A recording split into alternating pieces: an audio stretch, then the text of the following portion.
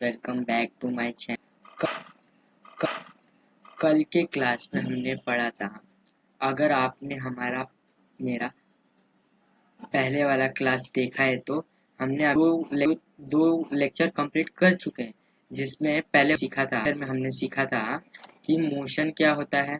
पहले वाले क्लास में हमने सीखा था कि मोशन क्या होता है, फिर इसमें किस किस में मोशन होता है, किस किस में मोशन नहीं होता है, ये देखा था फ्रेंड्स। फिर हमने देखा था कि डिस्टेंस क्या होता है, डिस्प्लेसमेंट क्या होता है, डिस्टेंस क्या होता है। फिर हमने देखा था फ्रेंड्स स्पीड क्या होता है, वेलोसिटी क्या होता है। और फिर ये हम तीनों के तीनों पॉइंट्स कवर कर चुके हैं फ्रेंड्स। अगर आपने वो पहले वाला क्लास नहीं देखा तो आप मेरे प्लेलिस्ट में जाके देख सकते हैं। फिर हमने ये वाला एग्जांपल बहुत अच्छी तरह से एक्सप्लेन समझ लिए थे हम। फिर हमने देखा था कि किस किस इफेक्ट्स के वजह से हमारे वेलोसिटी के ऊपर इफेक्ट आता है। ये तीन मेन पॉइंट्स है फ्रेंड्स, जिस चीज से हमारे वेलोसिटी के ऊपर इफेक्ट आता है। फिर हमने फ्रेंड्स पढ़ा था यूनिफॉर्म क्या होता है, नॉन यूनिफॉर्म लीनियर मोशन क्या होते हैं। फिर फ्रेंड्स हमने पढ़ा था कि एसेलरेशन क्या होता है। ये तो हमने सेकंड वाले लेक्चर में पढ़ा था एसेलरेशन क्या होता है। फिर एसेलरेशन के फॉर्मूला क्या है। फिर एसेलरेशन दो टाइप्स के एसेलरेशन है, एक है हमारा यूनिफॉर्म एसेलरेशन, एक है हमारा नॉन यूनिफॉर्म एसेलरेशन। एक है हमारा यूनिफॉर्म एसेलरेशन, एक है हमारा नॉन यूनिफॉर्म एसेलरेशन। तो फ्रेंड्स हमने यहाँ तक कवर किया था। जैसे कि मैंने पिछले वाली क्लास में बोला था कि हम स्टार्ट करने वाले हैं आज पॉजिटिव और नेगेटिव और zero acceleration. So friends welcome back to my lecture number 3। So हम अभी स्टार्ट करते हैं। An object can have positive और नेगेटिव एसेलरेशन। इसमें क्या बोला है फ्रेंड्स कि जो ऑब्जेक्ट है, कोई सा भी एक ऑब्जेक्ट है, उसे दो एसेलरेशन हो सकते हैं। एक या तो पॉजिटिव होगा या तो नेगेटिव होगा। ठीक है फ्रेंड्स। फिर when the velocity of the object increase the acceleration is positive. क्या बोला है फ्रेंड्स, अगर इसमें क्या बोला है फ्रेंड्स, जो हमारा ऑब्जेक्ट का वेलोसिटी है, जो ऑब्जेक्ट का वेलोसिटी है वो अगर इंक्रीज हो रहा है, तो हमारा क्या होगा, एसेलरेशन पॉजिटिव होगा। क्या होगा, एसेलरेशन पॉजिटिव होगा।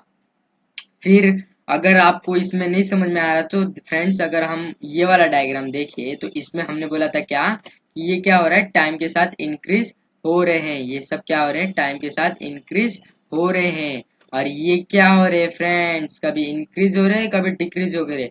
अगर ये कंटिन्यूसली डिक्रीज हो रहा है, कंटिन्यूसली सपोज इसमें तो कम और ज्यादा दोनों हो रहे हैं। अगर ये कंटिन्यूसली इंक्रीज हो रहा है, डिक्रीज नहीं हो रहा, वो भी टाइम के साथ, टाइम के इक्वल, तो ये क्या होगा फ्रेंड्स, ये होगा पॉजिटिव एसेलरेशन। अगर सेकंड केस में अगर देखा जाए, अगर इस केस में देखा जाए तो acceleration is in direction of velocity.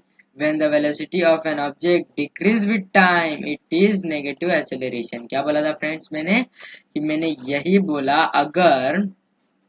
अगर कोई भी एसेलरेशन किसी भी ऑब्जेक्ट का डिक्रीज हो रहा है, सपोज 5 में जा रहा है, फिर 2 में आया, फिर 1 में आया, फिर माइनस में चला गया, तो ये क्या हो रहा है फ्रेंड्स, डिक्रीज हो रहे।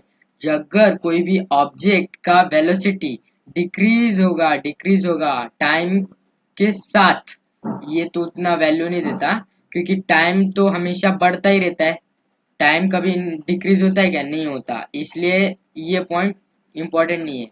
बट इतना ही याद रखें कि अगर किसी भी ऑब्जेक्ट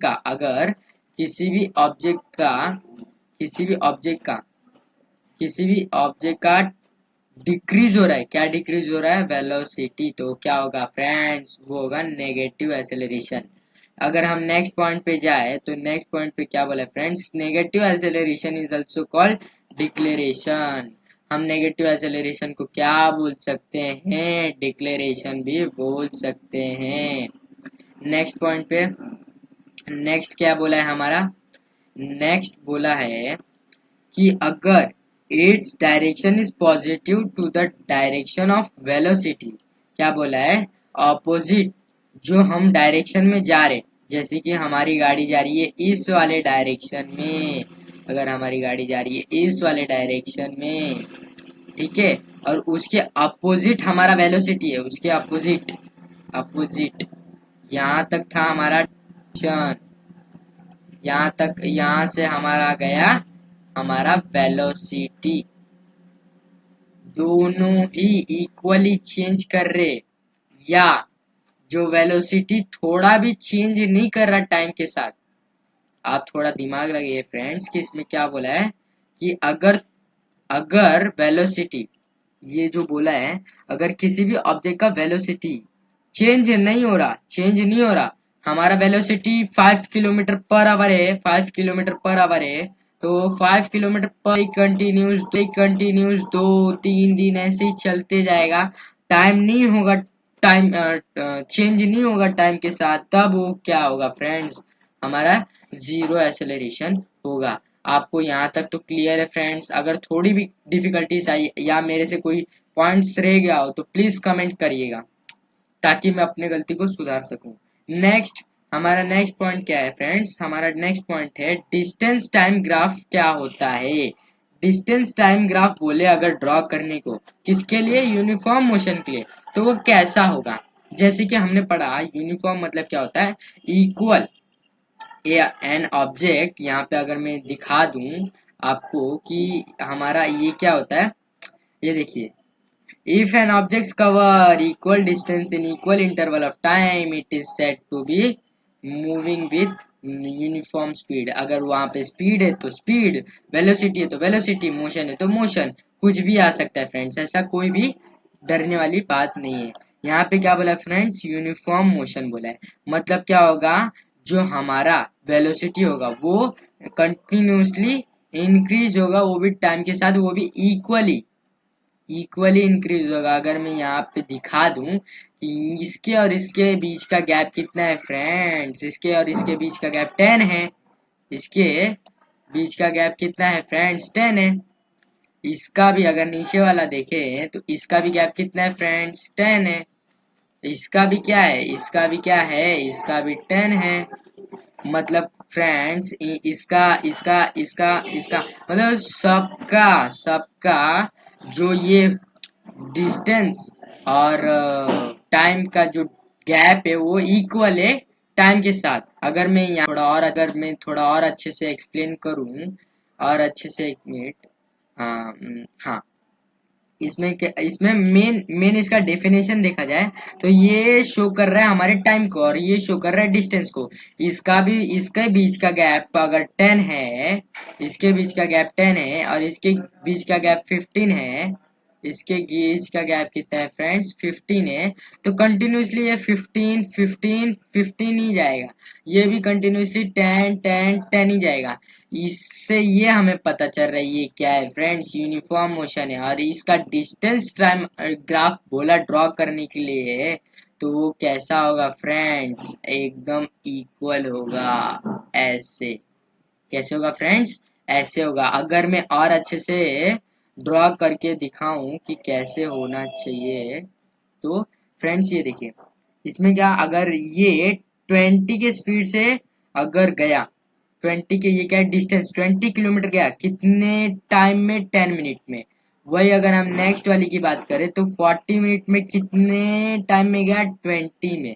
फिर अगर मैं बात करूं 60 किलोमीटर गया कितने टाइम में? तो 30 के टाइम में। अगर मैं बोलूं फोर्थ वाला, तो 80 किलोमीटर गया, 80 किलोमीटर गया कितने टाइम में? 40 के टाइम में। मतलब ये फ्रेंड्स ये कैसा बना देगा? ऐसा ही डिस्टेंस ग्राफ बना देगा।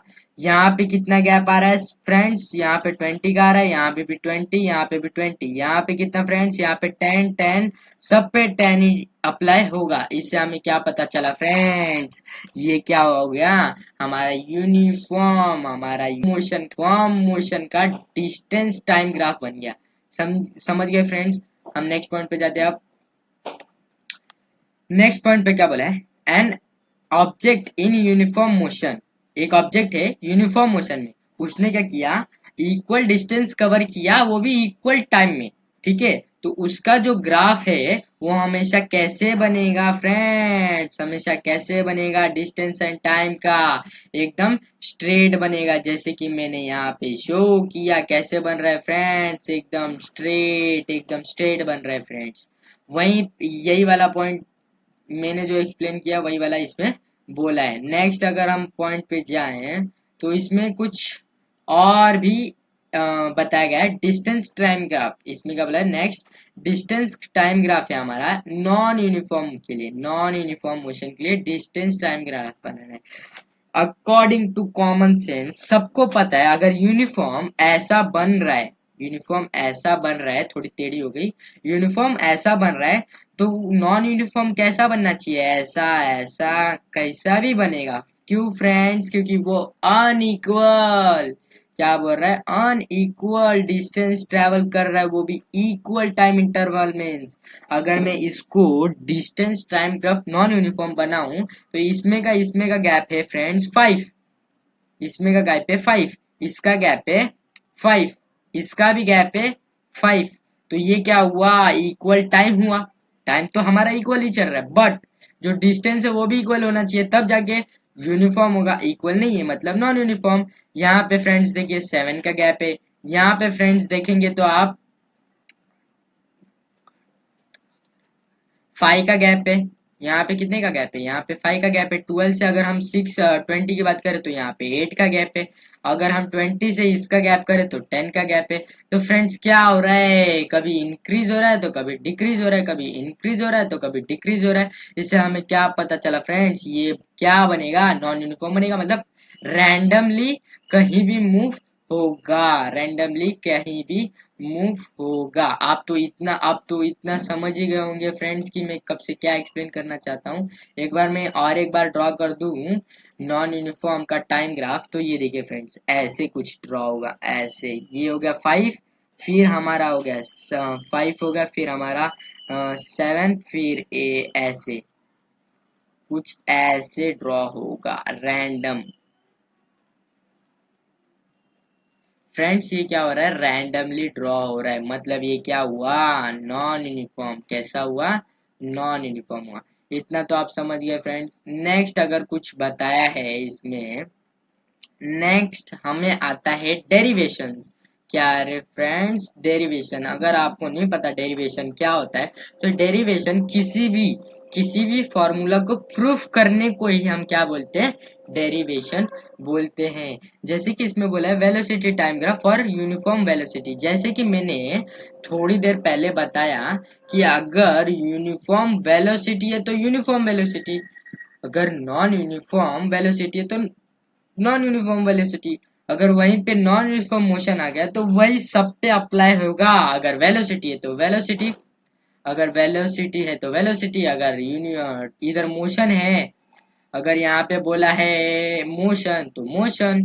बट सबका रूल एक ही है फ्रेंड्स, यहाँ पे भी कुछ ऐसे ही ड्रॉ होगा क्योंकि ये यूनिफॉर्म है। तो इसमें कैसे ड्रॉ होगा फ्रेंड्स, कुछ ऐसे ड्रॉ होगा।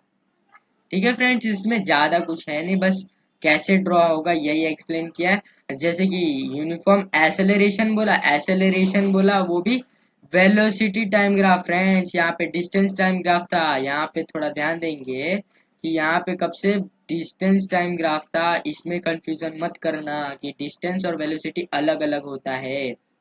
तो फ्रेंड्स इसमें क्या बोला है, वेलोसिटी टाइम ग्राफ किसके लिए, यूनिफॉर्म एक्सेलरेशन के लिए। सेम वही अप्लाई होगा जो हमने किसमें किया था फ्रेंड्स, हमने किया था यूनिफॉर्म मोशन के लिए। सेम ऐसे ही ड्रॉ होगा, जो मैंने एक्सप्लेन किया वही इधर भी एक्सप्लेन किया है। ये भी इक्वली मूव हो रहा है, ये भी इक्वली मूव हो रहा है, ये भी इक्वली मूव हो रहा है, सेम थिंग है फ्रेंड्स, कोई डिफरेंट चीज नहीं है। नेक्स्ट ये भी वही एक्सप्लेन किया है जो मैंने आसान भाषा में एक्सप्लेन किया है कि यूनिफॉर्म वेलोसिटी एक्सेलरेशन क्या होता है।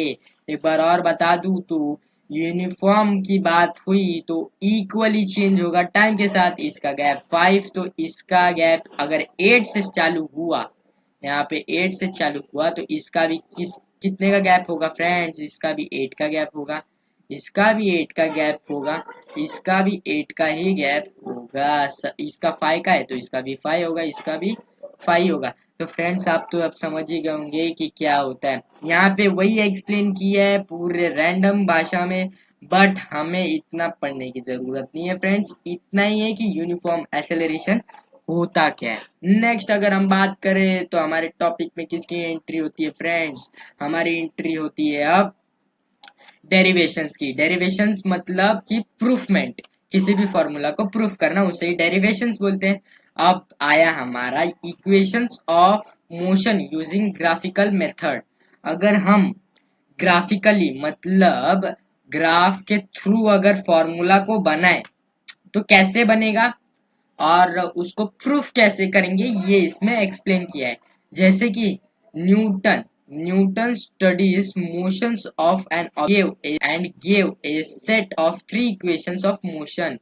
This related displacement, velocity, acceleration and time of an object moving along a straight line.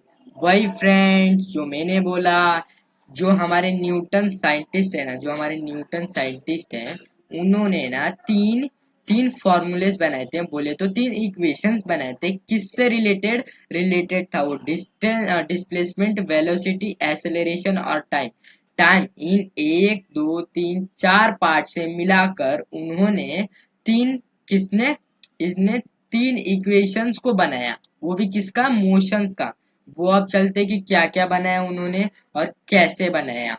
जैसे कि इस वाले में बोला है, suppose an object is in motion along a strength line with initial velocity u। अगर हम बात करें एक्सेलरेशन होता क्या है, तो ये हमारा हो गया एक स्लाइड। यहाँ पे हमारा होता है स्टार्टिंग का एक्सेलरेशन। यहाँ पे स्टार्टिंग का एक्सेलरेशन उसे हम कैसे रिप्रेजेंट करते हैं, u से, मतलब इनिशियल। अगर आपने पहले वाला लेक्चर देखा है तो आपको अच्छी तरह से याद होगा। जैसे कि इसमें हमने बोला था एंडिंग वाला मतलब फाइनल वाले को किससे रिप्रेजेंट करते हैं, v से रिप्रेजेंट करते हैं। वही इसमें भी बोला है, it's attend final velocity v। ठीक है, वही बोला है इसमें। और फिर बोला है इसमें टाइम, टाइम को तो t से रिप्रेजेंट करते ही है फ्रेंड्स, इससे तो सबको पता ही है। और हमारा एक्सेलरेशन का फॉर्मूला क्या था, a equals to v minus एक minute friends, v minus u and t था फ्रेंड्स। क्या था हमारा, ये था एक्सेलरेशन। ए मतलब क्या, एक्सेलरेशन। वही इसमें भी बोला है। हमने हमने एक ही जगह पे हम ये सब लिख सकते कि नहीं लिख सकते फ्रेंड्स, लिख सकते हैं ना। अगर ये सब छोड़ो, जाने दो, हम अब सिंपल जो बुक में बोला है वही करते हैं। ज्यादा अगर मैंने एक्स्ट्रा बोल दिया तो आपको कंफ्यूजन हो जाएगा। ओके, हम अब आगे बढ़ते हैं। इसमें क्या बोला है फ्रेंड्स, आगे अगर आगे रीड करूँ तो जो हमारा एक्सेलरेशन है ना, वो ए से रिप्रेजेंट होता है, ये तो मैंने आप भी बताया। और जो हमारा डिस्प्लेसमेंट है फ्रेंड्स, इसमें थोड़ा स्पेलिंग मिस्टेक है, डिस्प्लेसमेंट की स्पेलिंग गलत है।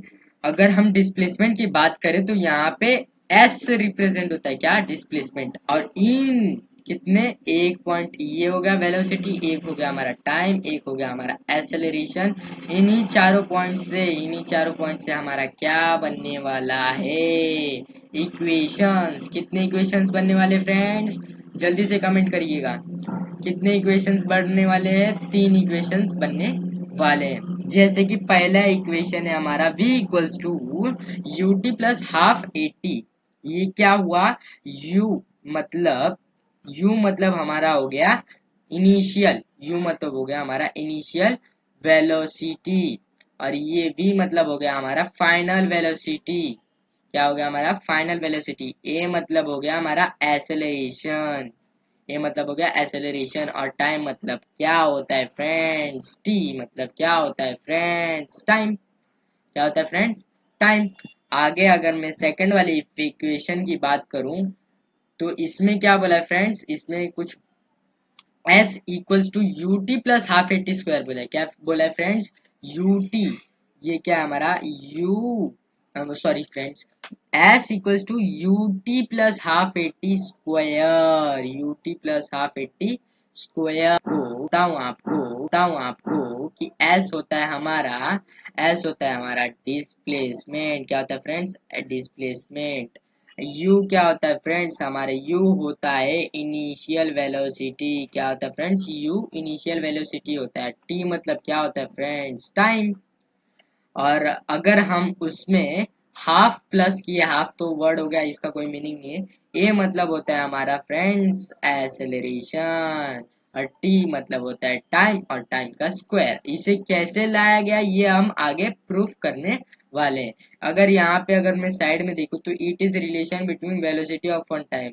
ये क्वेश्चन अक्सर पूछते हैं फिलिंग द ब्लैंक्स में। अगर आपको मैं बता दूं कि इसमें अगर आपको बोला है रिलेशन बिटवीन फाइंड करिए, ये फॉर्मूला दिया है एक मिनट, यहाँ पे ये फॉर्मूला दिया है। इसमें बोला है अगर आपको रिलेशन फाइंड करना है, ये पेपर में बहुत बार पूछते हैं फ्रेंड्स, तो इसका स्टार्टिंग का और एंडिंग का जो भी नंबर, जो भी अल्फाबेट जिसको भी रिप्रेजेंट करता है ना, वही होता है। जैसे कि एस रिप्रेजेंट करता है हमारा डिस्प्लेसमेंट को, और टी रिप्रेजेंट करता है हमारे टाइम को।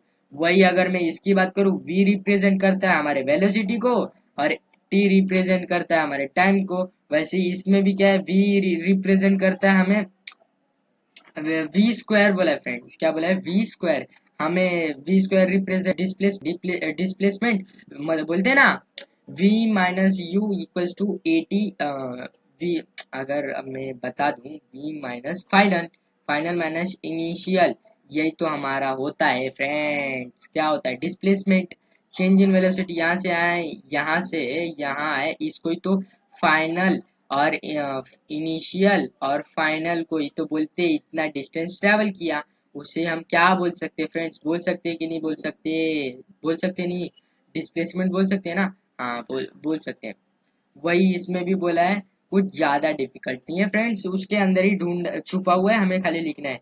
वी स्क्वायर मतलब डिस्प्लेसमेंट, और सॉरी फ्रेंड्स मेरे से थोड़ी गलती हो गई, यहाँ पे एस मतलब होता है डिस्प्लेसमेंट, और वी मतलब होता है वेलोसिटी। वही जैसे एस होता है हमारा डिस्प्लेसमेंट, और वी टी होता है हमारा टाइम। वही मेरे से थोड़ी मिस्टेक हो गई, सॉरी फ्रेंड्स। लेट्स, अभी क्या बोला है, let us try to obtain this equations by graphical method. क्या बोला है, हमें प्रूफ करने बोला है। अगर मैं बात करूं प्रूफ करने की, तो इस पे हमारा बहुत ज्यादा टाइम लगने वाला है, और अभी वीडियो कुछ ज्यादा ही लंबी हो गई है। So friends, thank you too for watching video. आगे का लेक्चर हम कल अटेंड करेंगे। अगर मैं चाहूँ तो इसे भी एक्सप्लेन कर सकता था, बट वीडियो ज्यादा लंबी हो जाएगी। सो friends, thank you for watching, keep watching my videos.